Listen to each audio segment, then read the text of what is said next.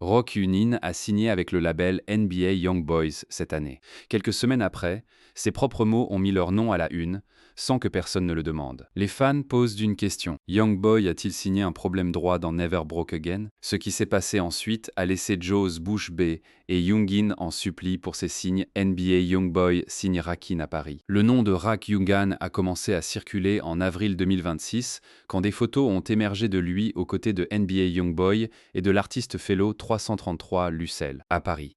D'autres images du même voyage ont largement circulé sur X, montrant les trois ensemble, Young Boy positionnés. Comme le vétéran faisant visiter la ville à une nouvelle recrue, une ville où peu de jeunes artistes de Bâton Rouge sont invités. Sur le papier, ça avait du sens. Rak Jungan est né à Bâton Rouge vers le 20 octobre 1999, soit environ 26 ans lors de la signature. Ce qui le rapproche en âge de Young Boy, plus que la plupart des petits nouveaux du camp. Ce qui compte dans une scène où le mentorat suit souvent les lignes générationnelles. Les infos biographiques détaillées sur lui restent limitées comparées aux plus grands noms de l'effectif, ce qui est courant pour une nouvelle recrue. Toujours en train de construire un dossier public. On sait qu'il s'est bâti un public local avant l'accord Never Broke Again, en sortant titres et clips indépendants, dont des titres comme Step Out Now et des collabs avec des artistes comme Boy Drug, diffusés sur YouTube et SoundCloud avant qu'ils ne rejoignent le label. Une précision s'impose avant d'aller plus loin, car les noms se confondent sans cesse en ligne. Rock Youngin n'est pas Roy Youngan, le rappeur de Lake City en Floride signé chez Epic Records, qui a accepté un accord de plaidoyer en 2025 pour homicide involontaire, condamné à 15 ans. Des noms de scènes similaires, deux artistes totalement différents, deux situations judiciaires sans rapport. Cette histoire parle de l'artiste de Bâton Rouge lié au camp de Young Boy, pas celui de Floride. Bâton Rouge, parfois appelé la rock dans l'argot local, a produit des grands noms comme Young Boy et Bouy Badaz. Mais la ville porte aussi des taux de criminalité élevés, la pauvreté ancrée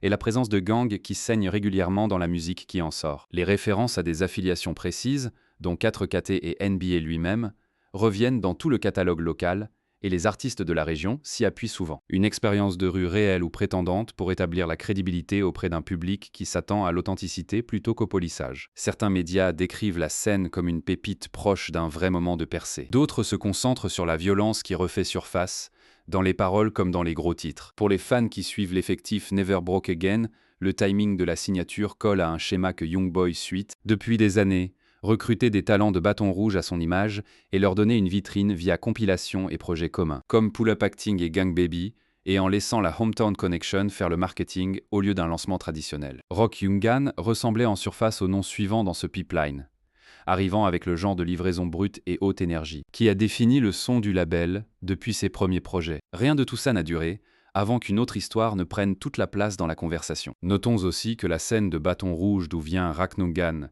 a été décrite par certains médias locaux comme une scène au bord de son propre âge d'or, une niche de hip-hop sudiste au son bien à elle, avec un public régional fidèle qui perce parfois dans le mainstream via exactement ce genre de connexion à une star établie. Ce portrait cohabite mal avec l'autre moitié de la couverture, centré sur la violence qui ressurgit aux côtés du talent. Les deux images de la ville reviennent dans les mêmes articles, parfois dans le même paragraphe, et l'entrée de Rocky Young dans Un public national a fini par illustrer cette tension presque immédiatement. Côté musique, le catalogue de Rocky Young en est encore à ses débuts. Les sorties disponibles pointent vers une livraison énergique, à thème urbain en ligne, avec le son de la maison du label. Des voix autotunées sur de lourds 808, avec des textes sur la loyauté, les rivaux et l'ascension. Le même terrain lyrique que la plupart de ses camarades de label. Ces sorties indépendantes d'avant-signature semble l'avoir aidé à créer l'élan qui a fini par attirer l'attention du label. Et les fans anticipent déjà un vrai projet sous la bannière Never Broke Again, peut-être avec Young Boy en featuring. Rien de tout ça n'a encore eu le temps de le définir publiquement, ce qui explique en partie le succès du clip viral, poids qu'il l'a fait. Pour beaucoup de nouveaux venus, c'est la première fois qu'ils l'entendaient vraiment parler. Pas d'interview antérieure, pas de freestyle long, pas d'image publique établie pour comparer. Le clip est devenu, de fait, son introduction au public national, qu'il l'ait intentionné ou non. Et ce manque de contexte explique en partie pourquoi il s'est propagé comme un moment marquant, au lieu d'un clip parmi tant d'autres d'un artiste sur lequel les gens avaient déjà une opinion. Rock Youngan dit qu'il en met 6. En quelques jours, les photos de Paris commencent à circuler. Un clip a commencé à circuler qui n'avait rien à voir avec la musique. Posté par My Mixtape, une plateforme qui met en avant mixtape et rap underground depuis 2011. longtemps une référence pour le hip-hop sudiste brut, avant de percer vers de plus grands médias. Le clip montrait Rock Young parler franchement à la caméra de ce que lui et son entourage prévoyaient de faire cette année. Je le jure sur Dieu, mec. Tu sais ce qu'il se passe, mec. Pour de vrai, tu m'entends ou quoi? Le clip a continué, et rien que ça, mec. En mai 6 personnes ont dit une fois, puis répété sans hésitation et encadré explicitement comme une activité réelle plutôt qu'une persona rap. Non, mec, pas du tout. Parle-moi de ça. Et, mon sang, mon frère, mec. Juste, je dis ça comme ça, mec. C'est du vrai discours. Même dans ce lit derrière moi. Le post de My Mixtape a amassé des centaines de milliers de vues en quelques jours, se propageant rapidement sur Instagram X, et les pages de réaction transformant ce qui a peut-être commencé localement avant de devenir un sujet national presque du jour au lendemain. Dans le drill et le street rap, se vanter de violence et de victimes établit la crédibilité depuis longtemps. Une tradition qui va du drill de Chicago au drill britannique, jusqu'au trap mélodique de Bâton Rouge. Que la déclaration de Rakyunjin soit littérale, exagérée pour les faits, ou partagée collectivement puisqu'il a dit « ils » et non « je », n'est pas quelque chose qui a été vérifié par un reportage extérieur. Aucune source grand public ne l'a lié directement à un incident précis de 2026. Et à ce jour, aucune arrestation liée à ces propos n'a été signalée. Ce qui est vérifiable, c'est la réaction, vite divisée. Certains y ont vu une simple bravade de genre, comme dans le rap depuis des décennies, depuis NW. D'autres y ont vu une affirmation directe, exactement le genre d'examen que les maisons de disques cherchent à éviter. Les critiques rappellent que ce genre de propos a déjà servi de preuve dans de vraies affaires, notamment celles de Young Thug et YSL. L'affaire Rico, où paroles et déclarations enregistrées ont servi d'argument à l'accusation. On a aussi comparé ça à King Von, du drill de Chicago, dont les propos réels et la mort ont servi d'avertissement. Pour exactement ce type de conversation. Ses partisans ont vu dans le clip une authenticité brute, dans un genre où le public préfère le réel au poli, et ont souligné que le label et Youngboy en particulier ont bâti toute leur image sur cette authenticité. Il y a aussi un enjeu plus large, au-delà d'un seul artiste. La violence dans des villes comme Bâton Rouge est un problème réel documenté, et les critiques du contenu adjacent au drill soutiennent que le glorifier dans la musique ajoute une pression sur des communautés déjà éprouvées, touchant surtout les jeunes hommes noirs, la démographie la plus représentée dans cette scène. Ces défenseurs rétorquent que la musique reflète des environnements que les artistes n'ont pas créés, servant de témoignage ou de catharsis, pas d'incitation. Des plateformes comme My Mixtape profitent de l'engagement quoi qu'il arrive, ce qui pose la question de la responsabilité d'une plateforme. Porte pour ce qu'elle amplifie.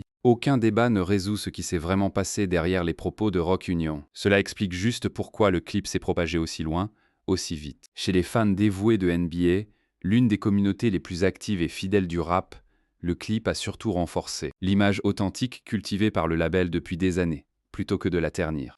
Les observateurs de l'industrie voient les choses autrement, pointant le risque qu'un artiste débutant attire ce genre d'attention avant même d'avoir sorti un vrai projet sous le label. Ce genre de propos a toujours mis sous pression label, distributeurs et plateformes.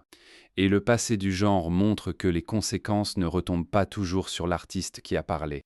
Elles peuvent tout aussi bien toucher son entourage et les entreprises liées à lui. Notons aussi que le cadrage du clip s'inscrit dans un débat en cours au sein même du camp. Youngboy a été publiquement vocal ces derniers mois, y compris une série de trollings dirigés contre Future sur son propre déploiement. Et cette posture publique renforce l'idée que l'authenticité et la crédibilité de Rue sont au cœur de l'image du label. Au monde extérieur, qu'un clip d'un nouvel artiste colle à ce même message, nous sommes réels, pas eux, n'est pas forcément un hasard, même si personne au label ne l'ait scénarisé ainsi.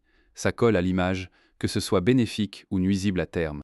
Et la partie que personne d'impliqué n'a répondu encore Rokan supplie de quitter NBA Youngboy après une semaine moins de 2. Quelques semaines après Paris, et même avant l'apparition du clip viral, des rumeurs disaient que Rock Youngan demandait déjà sa sortie de Never Broke Again. Plusieurs comptes situaient ça environ une semaine après la signature. Un délai record pour toute relation de label, surtout une qui venait d'être célébrée publiquement par un voyage à l'étranger. Certains de ces rapports ont pointé une querelle présumée avec le camarade label Lil Dump comme facteur possible derrière la demande, bien que ce détail n'a été confirmé par aucune des deux parties et aucune source n'a précisé la nature du différend. Il s'agissait vraiment. Never Broke Again n'a jamais confirmé officiellement cette demande de sortie. Youngboy n'a rien dit non plus. L'histoire s'est propagée comme souvent dans ce coin d'internet, via des pages People et des comptes hip-hop, reconstituant ce qu'ils pouvaient depuis des posts publics, sans source directe confirmant les raisons. Ce qui complique cette rupture nette, c'est la suite. Plutôt que de prendre ses distances, Rock Young a publiquement soutenu Youngboy après le début des rumeurs de sortie. Un artiste qui quitte un contrat en mauvais termes ne soutient pas publiquement le patron du label quelques jours après. Ce seul détail change toute la lecture. Cela correspond aussi à un schéma plus large chez Never Broke Again, à voir avant de conclure.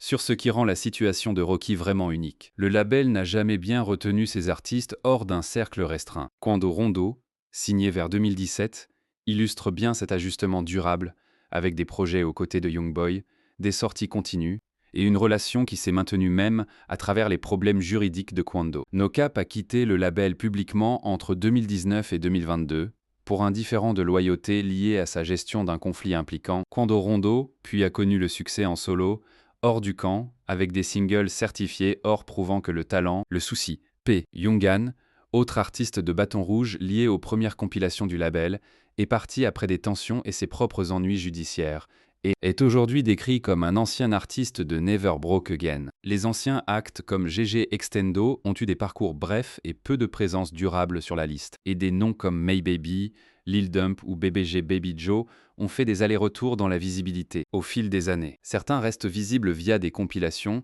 d'autres disparaissent sans explication. Ce schéma n'est d'ailleurs pas propre à Never Broke Again. Dans tout le genre, des labels d'artistes de Quality Control à ses débuts jusqu'à YSL avant ses ennuis judiciaires, suivent. À suivre une forme similaire. Un fondateur dont l'image porte le label, un noyau d'initiés fidèles sur des années, et un groupe bien plus vaste, et plus volatile, de noms qui passent sans jamais s'installer durablement. Ce qui distingue Never Broke Again d'un label avec un vrai développement ANR, c'est que ce renouvellement n'est presque jamais annoncé. Les artistes cessent discrètement d'apparaître sur les projets, ou deviennent parfois le sujet d'un clip viral en partant par là. Porte.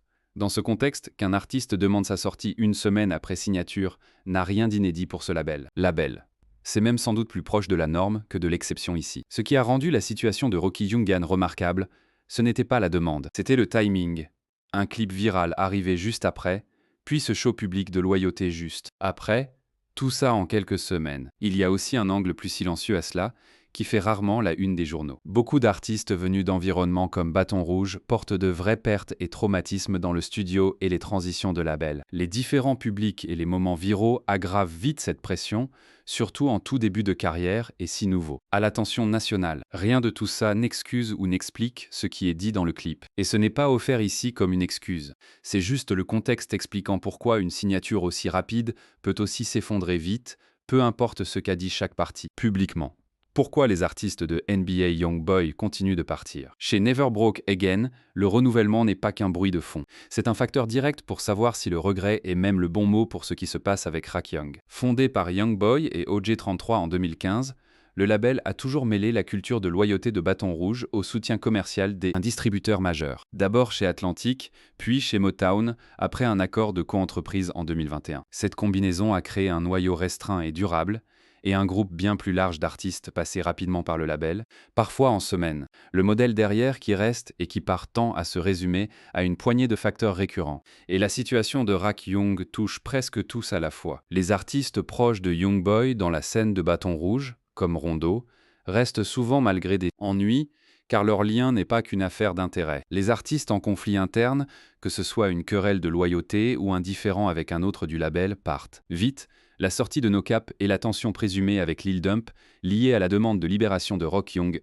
illustrent ce schéma. Étroitement, les problèmes juridiques touchent toutes les carrières de ce roster. Ça a touché P. Young autant que Youngboy lui-même. Et il faut aussi compter le rythme de sortie vraiment prolifique du label. Avec des dizaines de projets, les nouveaux signés moins prioritaires peuvent se perdre dans la masse avant de vraiment percer auprès du public. Rien de cela n'est unique à Rakian spécifiquement. C'est plutôt une caractéristique structurelle du fonctionnement quotidien de Never Broke Again. Un saut dirigé par un fondateur avec un noyau loyal et une attrition élevée partout ailleurs. Comme d'autres labels d'artistes, il s'appuie surtout sur la marque personnelle d'une figure, plutôt que sur un vrai système de développement construit, autour d'ANR et d'investissement d'artistes à long terme. Comparé à un artiste indépendant sans distributeur, le soutien de Motown donne à Never Broke Again plus de stabilité et de portée par rapport à un label corporatif avec un investissement soutenu lourd dans chaque SNI individuel. C'est bien moins régulier.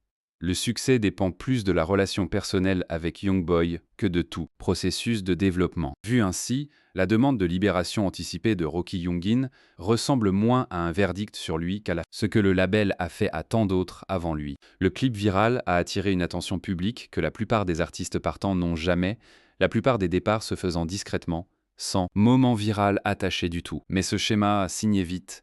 Certains restent, la plupart partent, précède Rocky Youngin de près d'une décennie et lui survivra probablement. À ce cycle d'actu aussi, il y a une autre explication à pourquoi ce récit de regret s'est imposé si vite, au-delà des faits réels.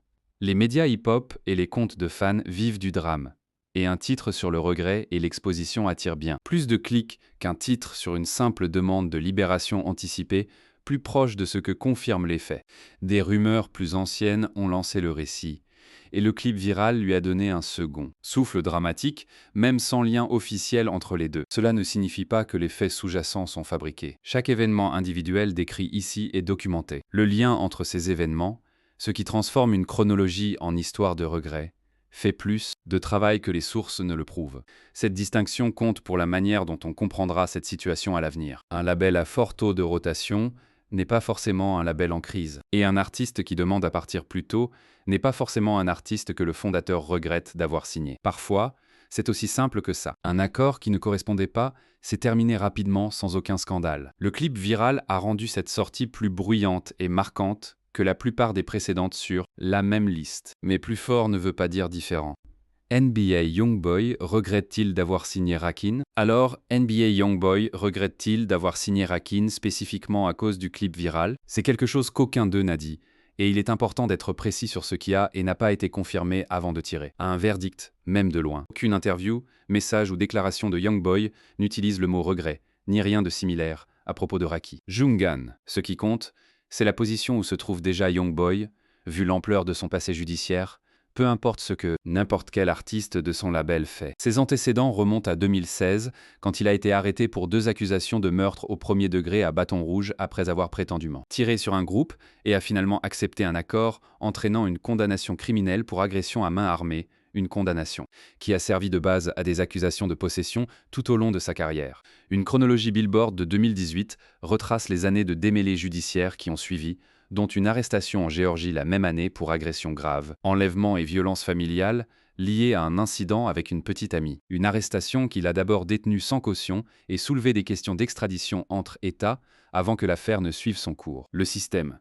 En 2020, il a été arrêté à nouveau lors d'une opération fédérale à bâton rouge, aux côtés de 15 ou 16 autres personnes impliquées, en drogues et armes volées, entraînant des accusations de possession de criminels contre lui, s'appuyant sur le statut de criminel déjà établi par l'affaire de 2016. Une course-poursuite à Los Angeles en 2021 a ajouté des accusations d'armes à feu, bien qu'il ait été acquitté en 2022. L'assignation à résidence et la surveillance étroite ont marqué une grande partie de cette période, sans l'empêcher de continuer à sortir de la musique, parfois et tournant des vidéos sous des restrictions juridiques actives.